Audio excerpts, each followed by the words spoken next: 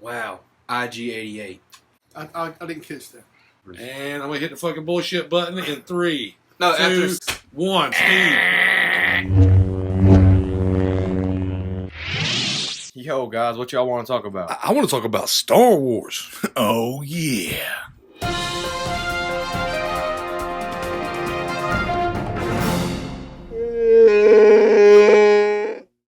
The upcoming Disney Plus series, Jon Favreau's The Mandalorian. Matt, first thoughts? Dude, I am so excited. First of all, Jon Favreau is one of those guys that's just, wow. He can direct, he can act, he does all that cool stuff. But anyways, he's an OT fan. He really loves the original trilogy. Therefore, automatically, he loves Boba Fett, which makes him love Mandalorians.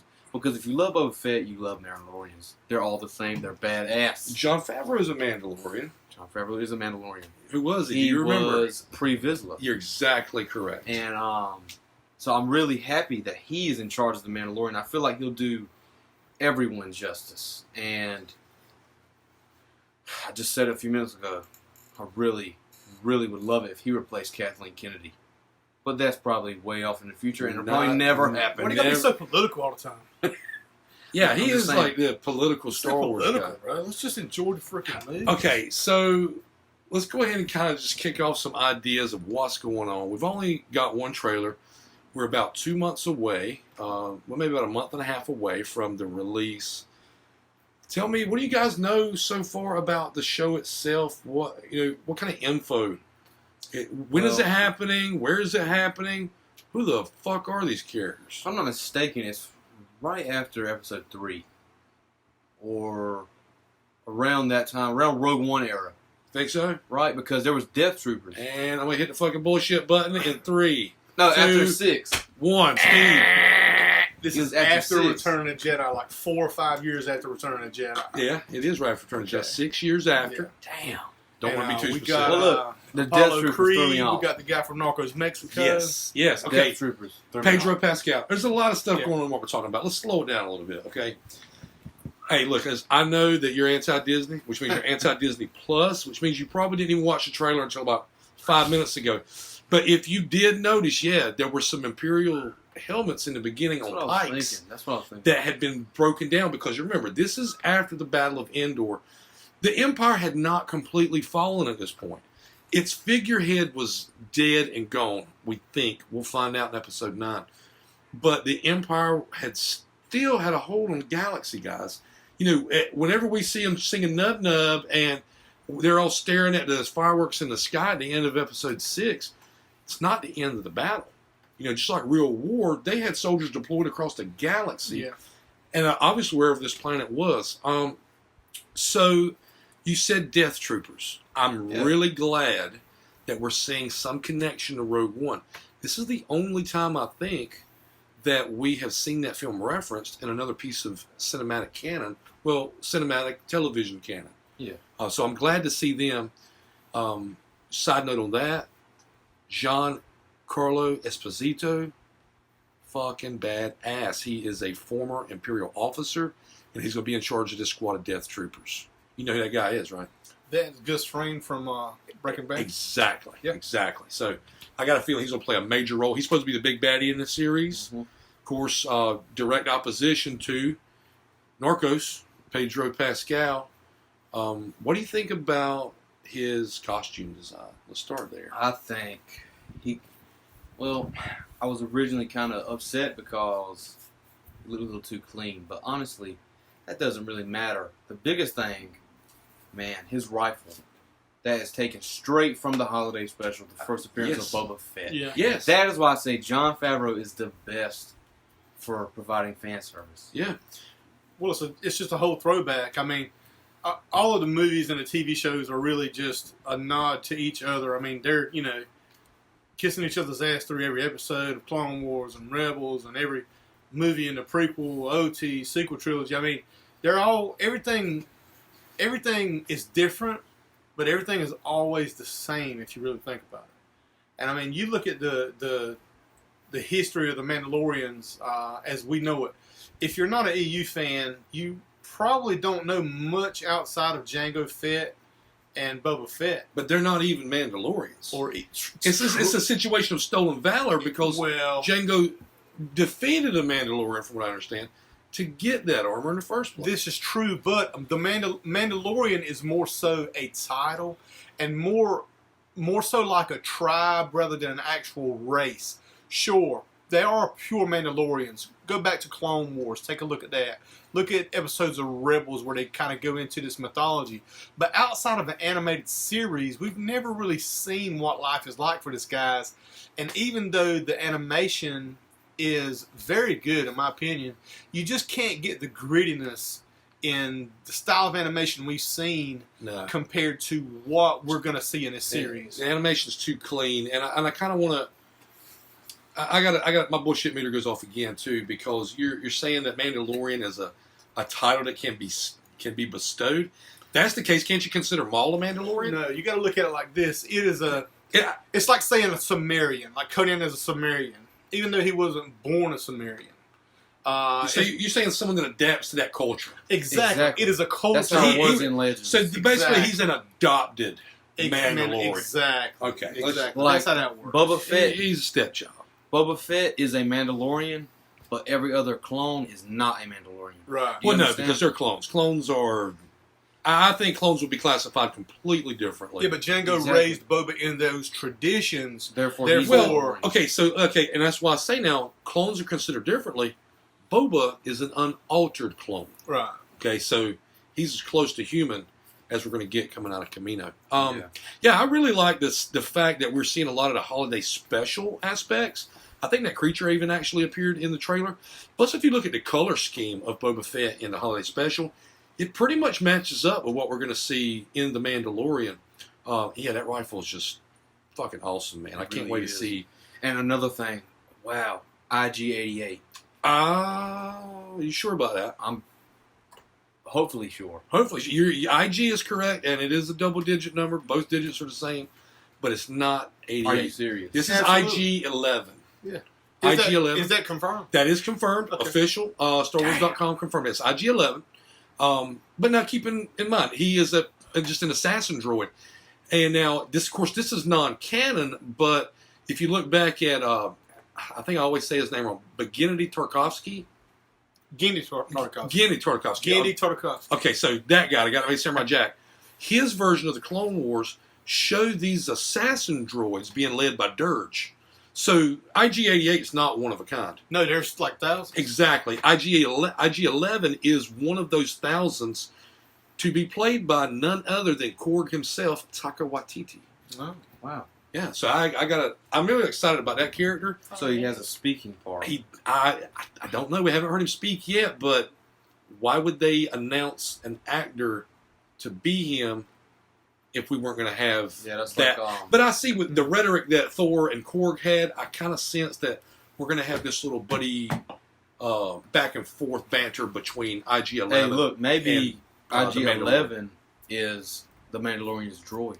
I could see that. Wow. Look, his ship is solid part. He might have one on his ship, like how the Jedi had their R2 units. Well, just like Cassian had K2. You know, I mean, or how Lando had L3. You know, it's not uncommon to have a droid sidekick. What I do think is pretty badass about him, though, if you look at the way he's made, his anatomy is perfect to be an assassin droid because his arms rotate completely front to back 360. His head can spin 360. You know, you're never out of the line of sight to be killed by this droid. So it looks pretty badass in the trailer too. So now, you know, going into that, you mentioned the ship, Matt. It's called the Razor Crest. And I know you're a pretty big Mando fan just in general. Is this a ship that has existed in canon or non-canon before? Not that I know of. To my knowledge, this is completely new, but if you look at it, it kind of sort of resembles the Slave One. It has twin engines. It's kind of circular, like a crescent moon, kind of. Yeah. But I'm not sure if this has ever been in canon before. I think twin engines are fucking standard at this point. Well, once TIE Fighters came out, it's got to be a twin ion. At least. It's possible. Or else what self-respecting assassin would fly anything without a twin-ion engine? Yeah. I mean, that's just standard fucking protocol. So the ship is pretty nice. There is a fact about that.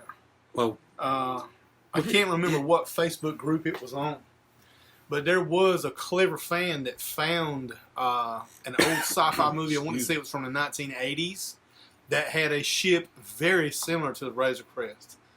And so the don't tell conspiracy me Star Trek. was born. No, not Star Trek. I'll be honest with you, I don't remember what movie it was, but on the movie poster it had a ship that looked like the Razor Crest. Not exactly, but I'd give it a 95%. So it's possible the concept artist kind of bit a little bit off of somebody's creation. Glad you said that. A lot of the backgrounds, the environments that we see, I really got a big Ralph McQuarrie feel from watching the trailer. I would totally agree because Throwback. exactly, I feel like that's what Jon Favreau is going for. Yeah. Through a lot of the things he's putting in here. I kind of sense that this is going to be one of those shows that even the oldest Star Wars fan, the traditionalist Star Wars fan, is really going to enjoy. The article I was looking at on Making Star Wars was saying that the design of the ship is reminiscent of a Clone Wars era Mandalorian ship. So maybe it's, just how Slave One was an older model that Boba kept from, his dad. This might be something. I mean, they're just passing them down. It's like, if your dad has a 57 Chevy and he passes it to you and you keep it and you give it to your kid or whatever. That makes sense. That makes sense because if you look at I'd say the economy and the infrastructure of the government of Mandalore since the Clone Wars, they've been dwindling. When we see them in Rebels, I think Sabine's family is pretty well off, but the planet itself is in kind of disarray. So it would make sense that all these older models are still kicking around out there due to what happened in the Clone Wars. Mandalore was really one of the casualties as a planet of the Clone Wars itself, I think. Today's episode of Talking Star Wars is sponsored by Amazon. Check the links in the description for a free trial of Audible, the audiobook service where you get an opportunity to check out all those Star Wars legends you've always wondered about. Also, there's a link for Amazon Prime, which will give you free 2-day shipping and access to thousands of movies and television shows. Check them out. It's not just The Mandalorian. It's not just IG-11 and the Death Troopers that we talked about. There's a couple of other pretty cool characters in here. We got Carl Weathers and we got Gina Carano. Yeah. So now everybody knows Apollo Creed. Mm-hmm. Everybody's familiar with Carl Weathers and his long-standing action background. He's an 80s icon. Fucking challenge me on that. Change my mind. I dare you. But Gina Carano, she was an MMA fighter. Is that right? Yeah. I don't know much about her. What's the deal? I'd say the reason she got this role is because she does supporting characters, like in Deadpool. That's the only one I know. She I know was in Deadpool? She was in Haywire. She was. starred in Haywire, which is basically a B movie, but it was pretty hot shit back in the day. She's the superhero landing chick. from In Deadpool 1. Yeah. The one that kicked Colossus's ass. Yeah. That's her. Oh, man. So that's why Cool. I feel like she's playing this badass chick, because if I'm not mistaken, she's kind of like a heavy. Yeah. Like she's got like a big gun or something. I don't know. She's wearing She's like armor. a Baze Malbus. Yeah. Yeah. Well, she's been working on the acting chops a lot over the years. Like I said, supporting roles here and there. And, this is probably, in my opinion, the biggest role she's had, just because of the notoriety that Star Wars franchise brings. Yeah. But, solid actress. Very, very solid. And listen, she does her own stunts. I was watching some stuff online, and the guys that are on set, even Carl Weathers, were talking about how much of a badass she is for day in, day out, just jumping in there and wanting to do her own stunts. And, that's a bygone thing in Hollywood. Not a lot of actors or actresses do things like that. So she's got a lot of respect personally from the cast, from on a personal level. And as a character, it's hard to say because I'm not too familiar about who she's actually going to be in the series. But, this should be a very, very good chance for her to expand and bring a good character to the Star Wars universe. Well, I do sense that she is going to be more of a protagonist type. Oh, That's yeah, the feeling I got. Carl Weathers, on the other hand, I really kind of wonder, because what I've read about him is he's supposed to be the director or the leader of a bounty hunters guild. And, I mean, look, let's be honest. You know, we're talking about the underworld of the galaxy. If this guy's in charge of that, can we really determine what side he's going to be on? Or does it depend on the highest bidder? I think the whole series is going to be dealing with people going to the highest bidder. Yeah. You're talking about bounty hunters here. All they're thinking about is credits. Yeah. And, this is a culture that hadn't really been touched on in any of the movies so far. Briefly, just enough to whet our appetite for it. The most we ever had was, other than that alien, that shapeshifter for episode 2. Samwise. Yeah. Other than that was when Obi-Wan Kenobi went undercover in the Clone Wars. That was badass. Oh, man. Fucking pounded. That was a great arc. It was. But I'm excited. Top 5 fucking arcs. It really was. It really was. I'm thinking Carl Weathers, if he's the head of the Bounty Hunters Guild, obviously he can't trust every guy in there. No. They're bounty hunters. No. And why should they trust him fully? So it's like, there's the general understanding, we're all criminals. Whatever's best for us, we're going to do it. So that's why they could be on the fence. They could do something good for the protagonist. They could do something bad for the protagonist. It really all depends on the situation.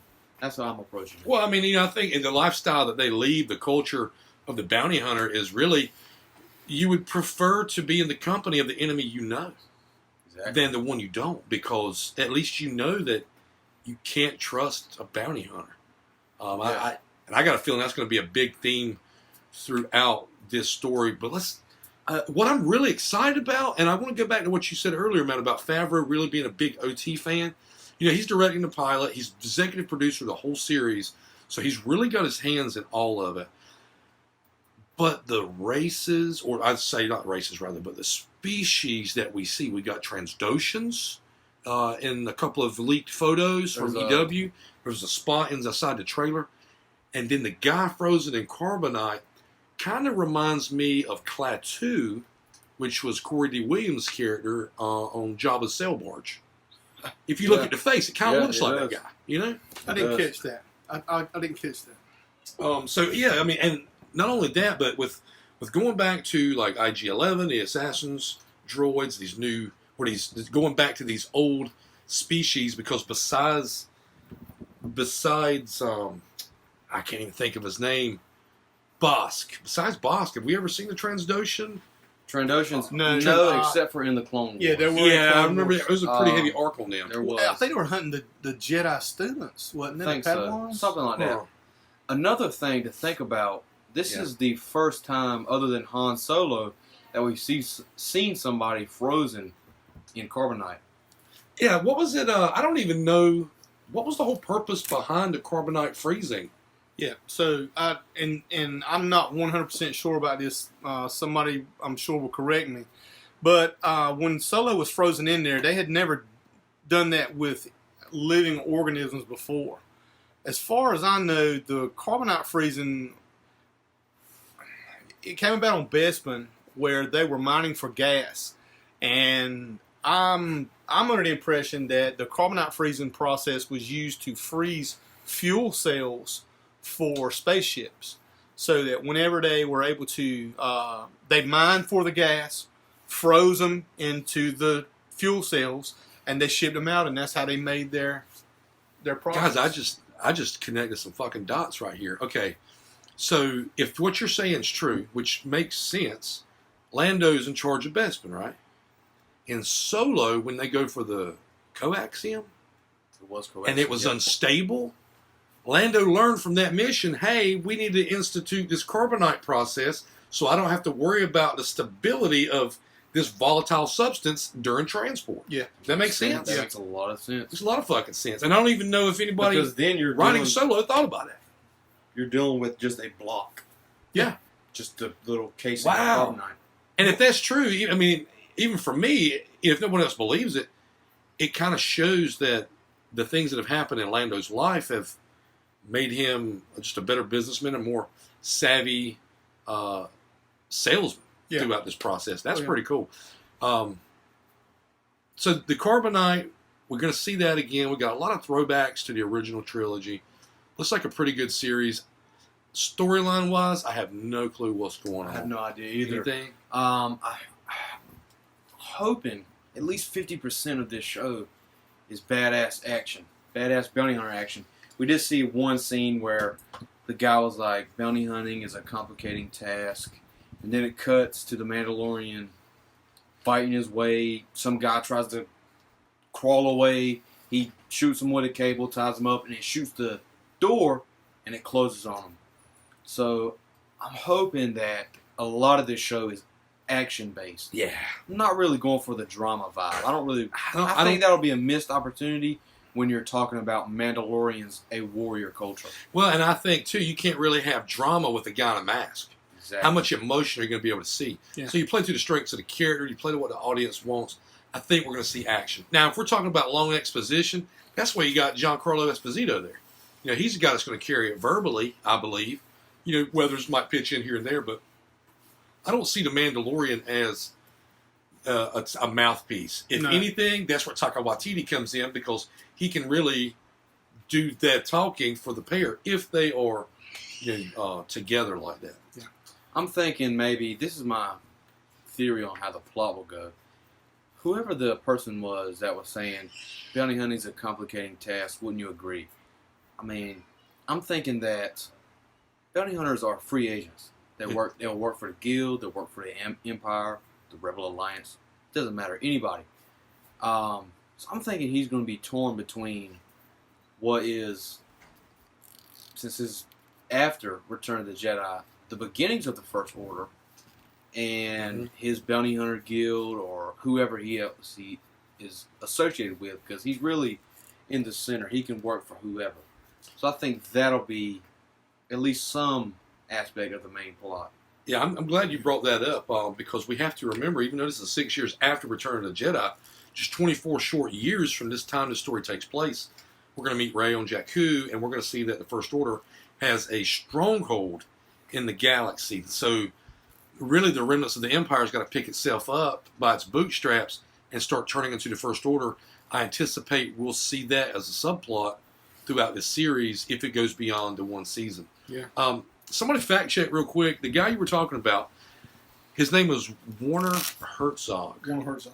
I have no clue who the guy is. Don't know. Seriously. I really don't. I got a feeling that Seriously. I don't. So fill me in. Yeah, you're old school. You're talking about a master filmmaker here, bud. Fucking wow. educate. Seriously. Okay, so the short of it is that he is a very prolific and eccentric director. Okay, Werner Herzog. I know I'm butchering his name. I think he's German, right? I'm going to pull up his Wikipedia Werner information right now. Let me read to you his... yeah, look, Wikipedia. Hey, dead serious. Completely. Don't give a shit. Incredible fucking source. Don't give a shit right here. Let me pull up his filmography, bud. Actually, Go ahead. You guys go while I'm working. So here's something I just thought about. He says bounty hunting's a difficult task, or something like that. Wouldn't you agree? And it's some sort of one-on-one meeting between him and the Mandalorian. Another point in the trailer, Carl Weathers and the Mandalorian have a one-on-one meeting because he lays something on the table. Maybe this is the bounty hunter guild guy he's bringing bounties to, which Carl Weathers, and then maybe this other guy is the First Order or late Empire guy he's bringing bounties to. So maybe, like I was building on what I was just saying, maybe these are the two people that he's torn between, or he's kind of working both sides of the fence. Yeah, yeah. And that'd be perfect. That would make for some great storytelling. I think that besides Giancarlo Esposito, that we're going to come across other former Imperials, officers, because kind of think back to like late 40s, early 50s, around and after the time of the Nuremberg trials. These Nazi officers were trying to distance themselves from what they had done so much. I almost feel like it would be a missed opportunity if we don't see some of that play out with the Imperials trying to create a new lives for themselves so that they won't be hunted or killed by the the rebellion that has won. Well, listen, buddy. Let me just put this out to you. So, you one of the biggest visuals that sticks out in the trailer to me was the helmets of stormtroopers on those spikes. Now, that immediately brings to me the story that I heard years ago. I think it was of Attila the Hun. That there was like a 5-mile stretch of road leading up to his castle where he did his business from, and all along that 5-mile stretch was just the heads of his enemies put on pikes going to it. So that makes me think, number one, that this is just going to be some kind of badass territory where they're solid stormtrooper killers, no love for the Empire or anybody. However, this could also bring in the idea of those Ronin, the masterless samurai, those lost soldiers that no longer have an empire to fight for. They may desert and they may take their combat skills into the realm of bounty hunting. Hey, man. And we could have a whole tribe of stormtroopers doing this business. I'm very glad you just said that. I was thinking as we were talking, what was Gina Carano's character? Because I remember reading about it. I looked it up, and she is a former shock trooper turned mercenary. There you go. I knew she had. And this is what Carano said about the character. She's gone from planet to planet. She's a loner. She's strong. She runs into the Mandalorian on one of these planets that she's hiding out on, and thinks that he's there to take her in, and then their relationship escalates from there. Love interest, perhaps? I don't know. I hope not. I really do. You know, we've had some slight romances, most notably Padme and Anakin, but look, it's Star Wars. I don't want to see romance. If I want to see romance, I'm going to let my wife take me to a rom-com. I want to see fucking Star Wars, bro. Hell yeah. That's why, I mean, I'm hoping everything they've put out so far, she's not no lovey-dovey type of chick. No. She's a complete badass. Well, like earlier, you called her a heavy. I mean, that's what I want to see. I want to see her crack some fucking skulls. But now help me out now, because there's so many troopers. It's tough to keep track of. Shock troopers? Well, what's their variation compared to the others? I don't know. Maybe was she just special forces? You know, I thought that was a death trooper. I don't know. Maybe shock troopers are more or less like I don't know, paratroopers. Paratroopers, rangers, something like that. I don't know. I mean, you can just go by the name itself and just kind of assume that they have a special purpose. Yeah, well, I mean, she's not a stormtrooper, so of course she's got some special ability that she's got this training for. A higher combat role, you know? Exactly. The Imperial shock troopers from the Star Wars wiki says were specialized stormtroopers of the Empire, served as elite troopers on the front lines. No, so these are like they're your infantry. They're your 11 Bravos. But they're not the basic. Yeah. They're the ones that are supposed to take out the most enemies. Yeah. Compared to the standard stormtrooper taking out 1 or 2, shock trooper takes out 10, well, 20, it's like 30. you said, they're your Rangers. Yeah. Frontline grunts doing the dirty work. Oh. All right, guys. Well, look, wrapping things up, let's do a little round discussion. What are you looking forward to the most out of this series? Matt, you're up. Obviously, the whole bounty hunter vibe. Gina Carano's a mercenary, but bounty hunters are mercenaries, so she could be starting off to become a bounty hunter. She could already be a bounty hunter. Doesn't matter. I'm just really looking forward to the underworld side of things, because whenever we, like I said, the arc in the Clone Wars where Obi-Wan went undercover, that was really awesome. That was probably my favorite thing about the Clone Wars. I'm just really looking forward to that underworld vibe, seeing how all that shit plays out, and honestly, I'm looking for some really badass action throughout the whole series. Yeah. I'm going for a whole throwback to the old Sergio Leone spaghetti westerns. And I'm really interested in the bounty hunter aspect as well, and the whole underworld type situation. But more importantly for me, the set pieces and the environments that the action takes place. Mm-hmm. Because just like any good western, you know that the environment itself is just as much a deadly enemy as a bounty hunter sneaking around the corner. The desert, the mountains, the snow, whatever it may be. So I'm really interested in how the settings for each episode and each encounter will take place. Great answers from both of you. I agree wholeheartedly. The only thing that I would say beyond what you two mentioned, would be that I feel like this is going to be the throwback that we wanted to see for so long, and we got a really good helping of in Rogue One. But I think it's going to be a throwback because of what you said earlier with Jon Favreau. I'm really interested to see, because he is a visionary filmmaker. You know, Really is. whether it's Elf, which is one of my favorite Christmas movies of all time, or whether it is the fucking trend-setting Iron Man, Jon Favreau does not disappoint. So I really want to see what kind of impact a visionary like him can do when he gets a chance to take Star Wars to that next level.